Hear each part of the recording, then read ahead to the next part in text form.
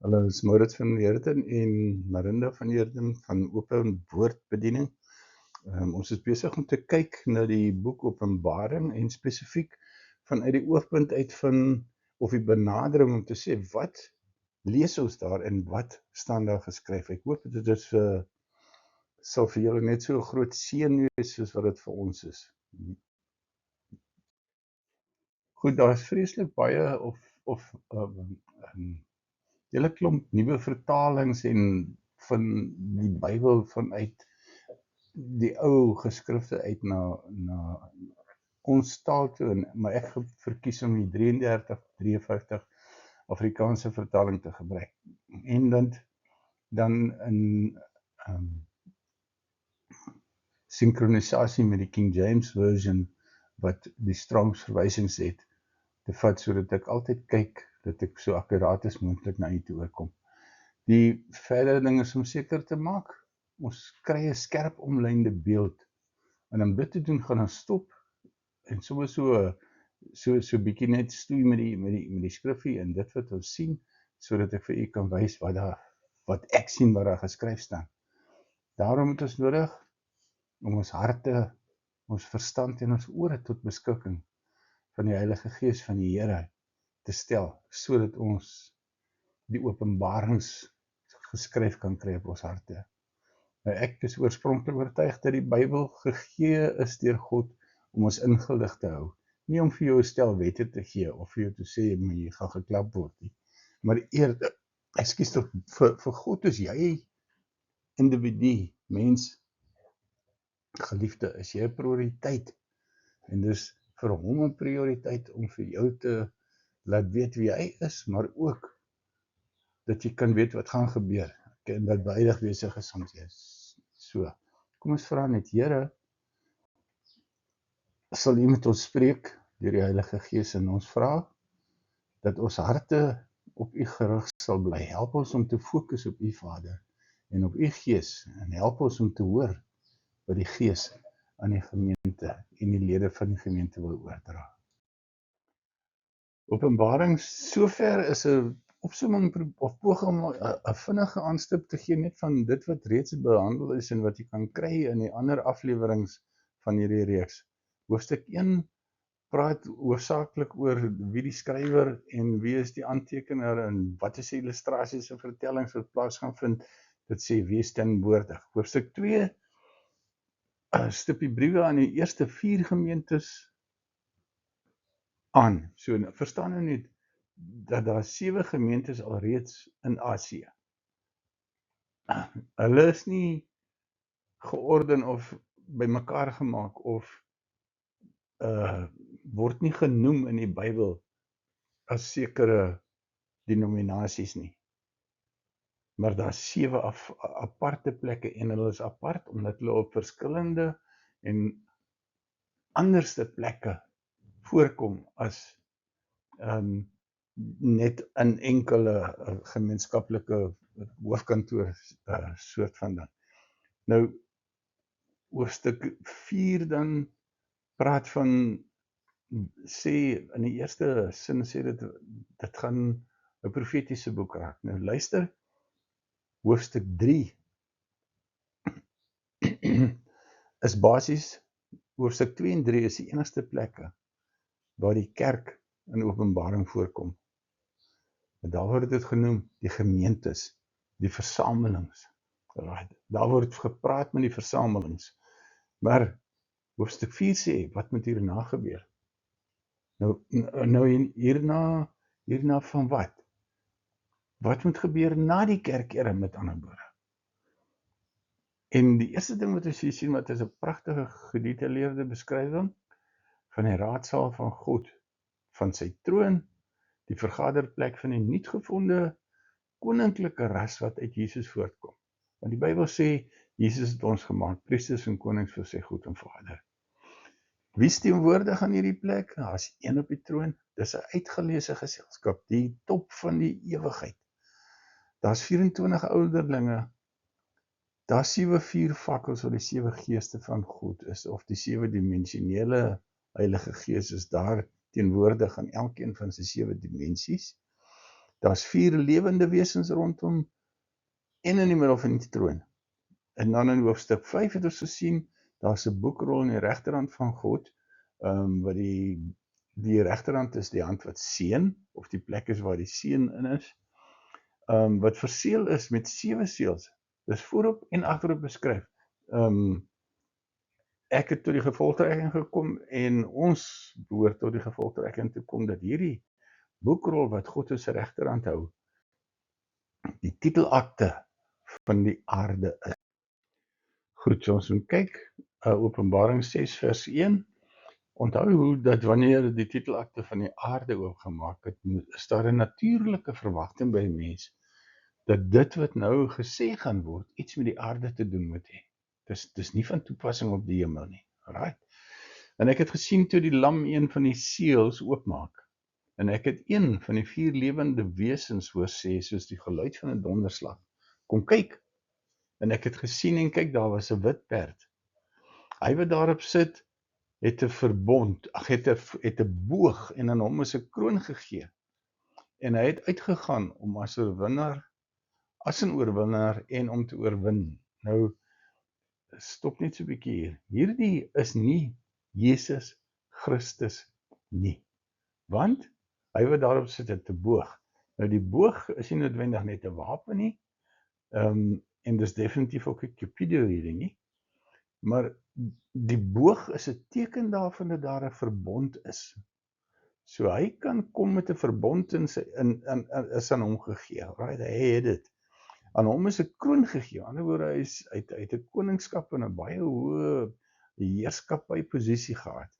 En hy het uitgegaan as 'n oorwinnaar en om te oorwin. Dis nie dieselfde inslag nie. Jesus Christus was bewapen met 'n tweesnydende swaard wat uit sy mond uitgaan. Wanneer hy kom, hy het goud om sy bors, om homself te, en hy het 'n kroon op sy kop.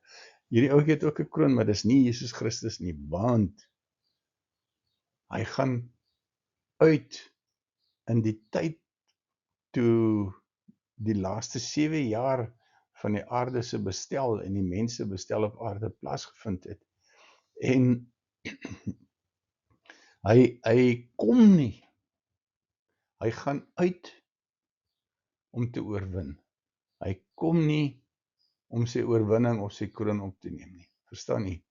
So, dis nie Jesus Christus hierdie nie, wat hier, die persoon wat hier beskryf word, is amper 99,99% die anti-Kris. Okay, die een wat dan gaan optree asof hy God is, asof hy Christus is, en wat die hele wêreld gaan mislei, en hulle gaan oorwin, en hulle onderwerp, en hulle subdue, en al die tipe van ding. Okay, toe hy die tweede seel opgemaak het, hoor ek die tweede lewende wese sê, kom kyk. Onthou hierdie lewende wesens, iemand sê, ek dink was Chuck Missler, wat sê, wanneer die lewende wesens praat, dan praat hulle met dinge wat op die aarde gaan gebeur. En ons sien dit hier so, hy sê, kom kyk, en 'n ander perd, 'n vuurrooi het uitgekom. Nou, onthou, hierdie goed gebeur nou op die aarde. Dis nie in die hemel, dit word in die hemel aan Johannes getoon, maar die beelde wat hier voortkom is van toepassing nie op die hemel nie, maar op die aarde. Okay. En hy sê, 'n ander vuurrooi het uitgekom, en hom wat daarop sit, is dit gegee om die vrede van die aarde weg te neem, en dat hulle mekaar se doodmaak, en 'n groot swaard is in hom gegee. 'n Swaard is nie 'n instrument van vrede nie, dis altyd 'n instrument wat vernietig en verniel en moord ensovoorts. Right. En toe die derde seel oopmaak, hoor ek die derde lewende wese sê, kom kyk. En ek het gesien, en daar was 'n swart perd. En hy wat daarop sit, het 'n skaal in sy hand. Ekskuus. En ek het 'n stem tussen die 4 lewende wesens hoor sê, rantsoenkoring vir 'n penning, en 3 rantsoene gars vir 'n penning. En moenie die olie en die wyn beskadig nie. Nou, wat word hier omskryf? Hoekom is dit swart? Wat maak hierdie ou? Sien jy vir vir die oom met die winkel op die hoek, wat in jou 'n pakkie meel verkoop, of 'n bottel melk, of 'n brood, sien jy hom? Hy het 'n skaal in sy hand en daar word betaal vir dit. Okay. So hierdie derde siel wat oopgemaak word, sê hier is 'n persoon wat hier op 'n perd sit, wat 'n nuwe, strenger en meer afdwingbare handelsstelsel in die wêreld gaan bring. Nou, as jy kyk, al hierdie stukkies wat jy gepraat oor, sê, hy het 'n skaal in sy hand, beteken hy meet, hy neem mates af. Hy sê 'n rantsoen koring vir 'n penning, dis 'n broodjie, 3 rantsoen gars vir 'n penning. Jy moenie olie in die wyn bestadig. Al hierdie goeders gaan oor kositems wat jy kan aankoop. En dit, daar's baie teorieë en dinge wat gesê word aangaande hierdie stories wat ek nou nie gaan of probeer behandel eers nie. Right, kom ons gaan aan. En toe hy die 4de siel oopgemaak het, hoor ek die stem van die 4de lewende wese sê, kom kyk. En ek het gesien en kyk, daar was 'n vaalperd. En hy wat daarop sit, sy naam is die dood. En die doderyk het hom gevolg. En aan hulle is mag gegee oor die 4de deel van die aarde om dood te maak, met swaard en hongersnood en pes en deur die wilde diere van die aarde. Ek wil hê ons moet net so klein oomblik gaan stil staan hierso, net hierdie storie bedink. Wat ons hiervan praat wanneer hierdie seels oopgemaak word, praat van wat op die aarde gaan gebeur. Onthou, dit is na die kerkera, dis na die weggraping.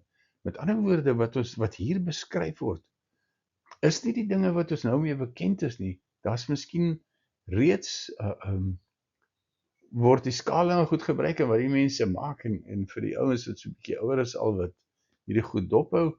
Voorheen kon jy 'n kilogram van 'n item koop en dit was X bedrag geld. En wat hulle gedoen het intussen, daar gebeur dinge wat veroorsaak dat die produksiekoste of die verbouingskoste en goed opgaan.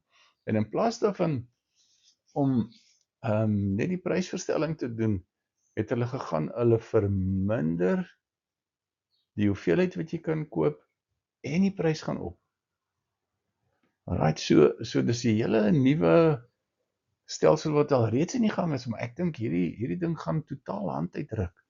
Want wanneer hierdie seels oopgemaak word, is dit binne die laaste 7 jaar van hierdie bestel van die aarde en die mens op aarde. En ons weet, dis 'n tyd van verskrikking, dit gaan tyd van geweldige veranderinge en dinge wees. Okay. En toe hy die 4de siel oopgemaak het, hoor ek die stem van die 4de lewende wese sê, kom kyk. Nou staan daar, hier's 'n vaalperd.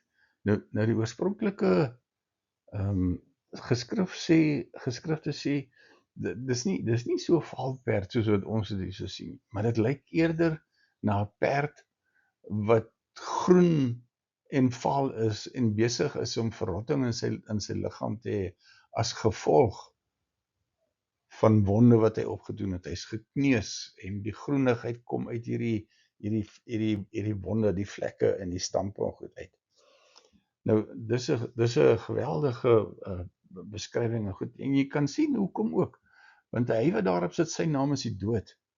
En die doderyk het hom gevolg. En aan hulle, die dood en die doderyk, is mag gegee oor die 4de deel van die aarde om dood te maak met swarte hongersnood en pes en deur die wilde diere van die aarde.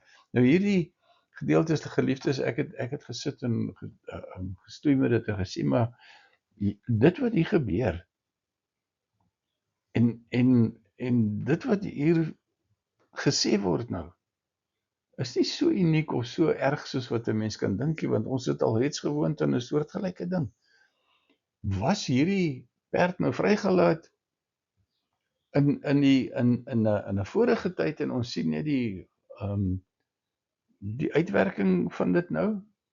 Dis nie in 'n vorige eeu of 'n vorige geleentheid nie of al daai dinge nie, dis nie voor die wegraping ook nie. Onthou, die lam is in die hemel. Hy maak die seels oop. Aan die ander woorde, dis nuwe moeilikheid, nuwe stelsels, nuwe dinge wat op aarde gaan kom. En selfs hierdie dood, die dood en die doderyk, het mag ontvang om 'n kwart van die aarde dood te maak met swaard, hongersnood, pes en deur die wilde diere van die aarde. Maar goed, kom ons kyk hoofstuk 6 vers 9. En toe hy, Jesus of die lam, die 5de seël oopgemaak het, sien ek onder die altaar die siele van die wat gedood is, terwille van die woord van God en die getuienis wat hulle gehad het. Kyk net 'n bietjie baie mooi hier. Hier is nie, die 4 lewende wesens kondig nie aan wat op aarde gebeur nie. Die 5de seël toon wat in die hemel ingaan op hierdie stadium. Okay, so hier's 'n definitiewe fokus van die eerste 4 seëls wat gebreek word en wat 'n geweldige vernietigende impak gaan hê op die aarde. Terselfdertyd in die hemel is daar onder die altaar die siele van die wat gedood is terwille van die woord van God. Woord van God is Jesus Christus en die getuienis wat hulle gehad het. Die feit dat hulle kon sê maar hulle is kinders van God omdat Jesus Christus hulle gered het, hulle verhef is, hulle vervul is met die Heilige Gees en hulle herskep is in 'n nuwe ras wat vir God tot stand gekom het wat konings en priesters kan wees. Right. En hierdie siele onder die altaar het met 'n groot stem uitgeroep vers 10. En gesê, hoe lank, o heilige en waaragtige Heerser, oordeel en wreek u nie ons bloed op die bewoners van die aarde nie. Kyk baie mooi. Daar's 'n dag van wraak waar Jesus, die lam van God, die bloed van die heiliges onder die altaar, die persone onder die altaar sal wreek op die bewoners van die aarde. Okay, en dan hulle wat daar onder die altaar is, elkeen van hulle is wit klere gegee en dan hulle is gesê dat hulle nog 'n klein tydjie moes rus totdat ook hulle medediensknegte en hulle broeders wat nog gedood sou word, soos hulle voltallig sou wees. En nou luister baie mooi. Hierdie gedeelte sê baie duidelik en onomwonde skryf Johannes op dat alhoewel daar reeds 'n groot klomp mense histories en tot op hede of tot op die punt wat hy hierso staan toe die 5de seël oopgemaak word. Van daai oomblik af is daar nog steeds 'n tyd van vervolging wat daar gaan kom teen hulle wat sê hulle is kinders van God. En jy moet dit baie mooi verstaan want dit praat van 2 dinge. Daar's die medediensknegte van die wat onder die altaar is. So dis miskien ouens wat klaargelei het vir die getuienis van Jesus Christus ensovoorts en hulle broeders en wat nog gedood sou word soos hulle voltallig is. So daar's 'n afsnypunt wanneer daar 'n voltalligheid sal wees van mense wat se muur doodgemaak gaan word op aarde as gevolg van hulle geloof in Jesus Christus en hulle geloof in God se verlossingswerk wat hy teweeggebring het deur Jesus. So mense moet weet dat daar sal vervolging kom. Ek kan nie sê hoe groot en erg dit gaan wees nie, maar die feit dat dit nie gaan wees ten tye van enige ander tyd as na die wegraping of nadat die 5de seël oopgemaak is nie. Wat in die hemel plaasvind, hierdie seëls word gebreke oopgemaak in die hemel. En nou sien Johannes dit en hy teken dit op, alright. En dan in vers 12 sê hy, en ek het gesien toe hy die 6de seël oopgemaak het. En kyk, daar was 'n groot aardbewing. En die son het swart geword soos hare gesak. En die maan het geword soos bloed. Kom ons stop net hierso. Moenie mislei word met aardbewings of vulkane wat uitbars op die oomblik en wat 'n tydelike verduistering van die son veroorsaak nie. Of dat dit 'n sonsverduistering. Wat hier gepraat word van is nie 'n sonsverduistering nie en is nie 'n bloedmaan of 'n blood moon soos die Engelse hom ken nie. Okay. Hier word gepraat van iets wat verskrikliker is as dit. Want die aanhef en die aankondiging van hierdie feit dat die son word soos hare gesak, is die feit dat daar 'n groot aardbewing is. En hierdie aardbewing veroorsaak dat die son swart word en soos hare gesak het, dat die maan het geword soos bloed. So dit klink en as 'n mens dit logies sou benader, probeer verklaar asof daar geweldige baie stof en rook en daai tipe van dinge in die hemelruim gaan wees, in die lug gaan wees wat dit veroorsaak, dat die son amper nie mooi gesien kan word nie, want hy's verskuil agter hierdie swart rook. En die maan word soos bloed, alhoewel hy skyn, is hy nie in sy volle krag skyn hy nie. En dan sê vers 13, en die sterre van die hemel. Nou, hierdie woord wat vertaal is as sterre, praat ook van asteroïdes. Die Bybel sê, hier, en die sterre van die hemel het op die aarde geval. Moenie probeer om hierdie ding te verklaar as of dit iets is van 'n geestelike aard dat die vyand geval, die vyand is klaar op aarde.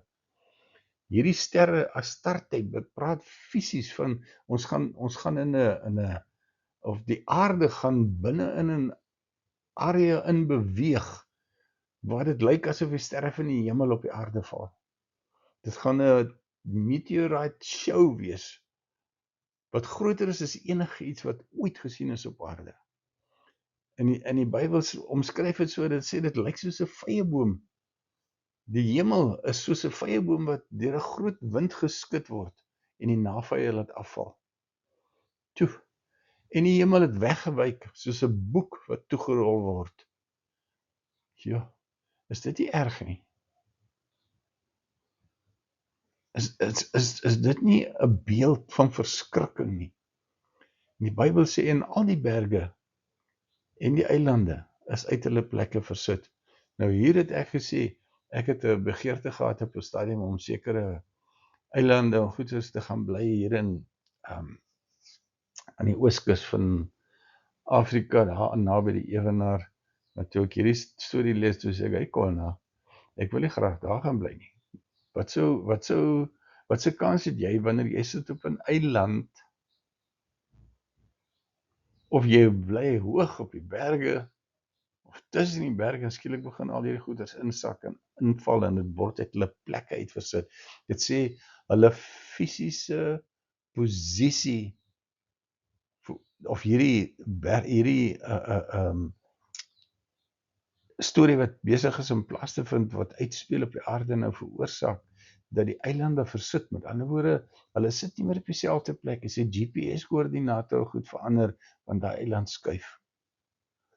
Nou ons kan dit sien as jy kyk na die geologie en daai tipe dinge, dan praat die manne van dit ook. Hulle sê, hulle verklaar dit deur grondverskywings en hulle verklaar dit deur die plate van die aarde wat dryf op die kern van die aarde wat 'n liquid of 'n vloeistof is van gesmelte yster en metale en goeders en die aarde se kors dryf op dit. Dit sê dat hierdie goeders en ons sien dit gereeld, sien ons Hier is 'n massiewe aardbewing. Paar jaar terug het ons een gehad wat Indonesië getref het, waar daai plekke verniel en vernietig is as gevolg van 'n tsunami wat veroorsaak is deur 'n aardskuiwing. So jy kan begin dink hoe verskriklik gaan hierdie spulletjies wees. En nou, hier is belangrike ding om te sien. In Openbaring 6 vers 15 sê, konings van die aarde, moenie dink omdat jy 'n koning is, jy gaan vryspring nie. Moenie dink omdat jy 'n koning is, dat jy verhewe is bo hierdie goeters wat geskryf word, en wat God aan Jesus vertel het, en wat Jesus vir Johannes sê, deur middel van sy engel om op te teken in Openbaring nie. Jy gaan nie vryspring, tensy jy deel is van die wegraping nie. Okay. En dit praat van die grootes, die ouens wat regtig nou 'n baie sterk internasionale beeld het, as mense wat groot maatskappye en al die goeders bedryf en beheer en lei. Hy sê, dis die grootes, die rykes, jou geld gaan jy nie bewaar nie. Jou geld gaan verseker nie vir jou 'n plek kan koop nie. Die owerstes oor 1000. Dit beteken die heersers van die leers van die aarde. Posisionele mag, jou posisie en jou al daai tipe van dinge, en die magtiges, ouens wat regtig die mag het om dinge te kan doen op aarde en mense te kan vervolg en gesag af te dwing en onderwerping aan wette en die tipe van dinge te doen. Daai ouens leierskap, dit sê, en die vrye mense, al hierdie ouens gaan hulle wegsteek in die spilonke en in die rotse van die berge. Nou, as jy mens kyk, dan sien ons op die oomblik is daar die oorlog tussen Israel en die VSA aan die een kant, en dan aan die ander kant Iran. En ons sien dat Iran ondergronds, daar is een plek wat hulle sê, ek weet om 60 kilometer of so iets, ondergronds waar hulle 'n bunker gebou het. 'n Bunker is 'n vertrek onder die rotse, onder die klippe. En daarin het hulle militêre drones en goed versteek. En waar gaan hierdie ouens heen? Die sê nou hierdie plekke gaan vol word van die konings van die aarde, van die grootes, van die rykes, owerstes oor 1000, die magtiges, die slawe, al die vrye mense. 7 groepe mense wat geïdentifiseer word, wat hulle in die spilonke en die rotse van die berge gaan probeer wegsteek. En hulle sal vir die berge en die rotse sê, val op ons en verberg ons vir die aangesig van hom wat op die troon sit, en vir die toorn van die lam, want die groot dag van sy toorn het gekom, en wie kan bestaan? Mense ons hoor daagliks, hoor ons hoe mense sê, maar julle ouens is 'n klomp kletterkoppe man, hoe kan julle al hierdie goeders glo? Waar kom al hierdie dinge vandaan? En ensovoorts, ensovoorts. Hier staan dit opgeteken. Geliefde, Openbaring 6 is die toorn van die lam van God wat uitgestort word oor die mense. En wat maak die ouens? Plek sal op hulle knieë val, of plek sal ons op ons knieë val as ons daar sou gewees het, as een van ons daar sou beland of oorbly nog. Val op jou knieë, aanbid die God van die hemel en die aarde en sê, Here, help my en red my, want U is die enigste een wat dit regtig kan doen. Ek sê vir jou, hier is hierdie magtiges, hierdie ouens wat ons verhef tot posisies van leierskap en al hierdie tipe van dinge. Hulle is die ouens wat sê, hey, berge val op ons, verberg ons, want hulle herken die aangesig van hom wat op die troon sit. Hy wat op die troon sit, is Jesus Christus, en verberg ons vir die toorn van die lam. En dan hierdie stukkie onthou dit, as jy enige iets anders te vergeet, maar onthou hierdie een. Daar kom 'n dag wanneer die toorn van God en van die lam sal kom, en dis op daai dag wat mense sal sê, wie kan bestaan?